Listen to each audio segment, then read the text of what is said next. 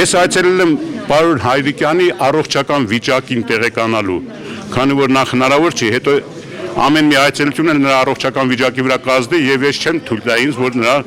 առավել վատացնել։ Ինձ համար պարոն Հայրիկյանը Հայաստանի քաղաքացի է, մարդ է, քվեատու է, տեխնացու է, իսկ KGB-ի համար ով էր նա ես չգիտեմ։ Գիտեք, դա ես նման կարծիք չեմ կարող ասել, մահափորձ, փաստային է, որ նա վիրավոր է։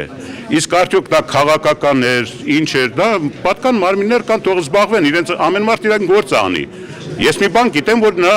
երաշխիքները պետք է լիներ ապահովության։